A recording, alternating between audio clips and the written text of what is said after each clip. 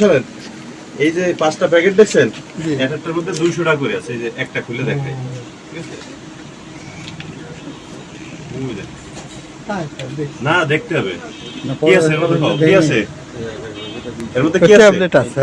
কি ট্যাবলেট? এটা ইয়াবা। কি আছে কাকা? এই মহিলা কই? ইয়াবা ট্যাবলেট কয়টা? এর মধ্যে 200 টাকা আছে। হ্যাঁ, প্রত্যেকটার মধ্যে 200 টাকা। তার মানে কত? 1000, ঠিক আছে? আর এই যে হেরোইন এই যত, ঠিক আছে? জীবন ওদের এই নেই। আর এই টাকা আছে, টাকা আছে। এই যে এটার নাম 200 টাকা করে। এই যে টাকা আছে কত? টাকা কত জানি? 19,500 টাকা আছে ওই ইয়াবা বেচা।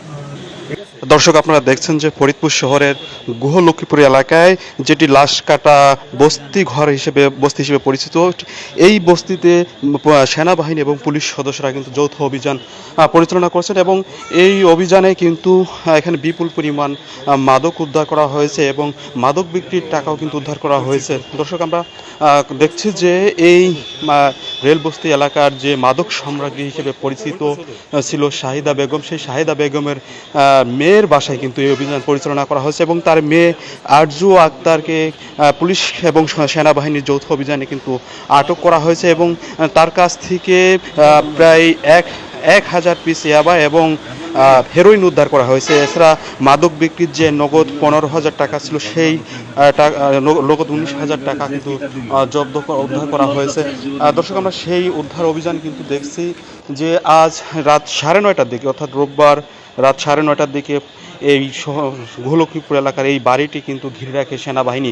পরে তারা কোতোয়ালি থানা পুলিশকে খবর দিলে কিন্তু পুলিশ ও সেনাবাহিনী যৌথ অভিযান পরিচালনা করে এবং এই অভিযানের সময় কিন্তু হাতে নাতেই যে শাহিদা বেগমের মাদক সম্রাজ্ঞী শাহিদা বেগমের মেয়ে আরজু আক্তারকে আটক করে কিন্তু দর্শক তাকে দেখছি যে অভিযান শেষে কিন্তু তাকে ফরিদপুর কোতোয়ালি থানায় নিয়ে যাওয়া হচ্ছে, সেই দৃশ্য কিন্তু দেখছি। দর্শক, আমি আরও বলে রাখি যে এই যে মাদক সম্রাজ্ঞী হিসেবে পরিচিত শাহিদা বেগম, তার নামে কিন্তু ফরিদপুর কোতোয়ালি থানায়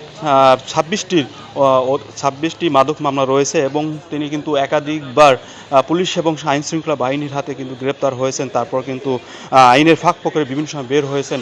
সর্বশেষ গত বছরের 20 মে তাকে ফরিদপুর কোতোয়ালি থানা পুলিশে আটক করে এবং সেই মামলা দিয়ে ওই মামলা সে সময় পুলিশ জানিয়েছিল যে তার বিরুদ্ধে কোতোয়ালি থানায় 25টি মাদক মামলা রয়েছে এবং এই মামলার দিয়ে মোট 26টি মামলা রুজু করা হবে। দর্শক, আমি বলে রাখি যে সেই মাদক সম্রাজ্ঞীর মেয়ে কিন্তু এই আরজু আক্তার।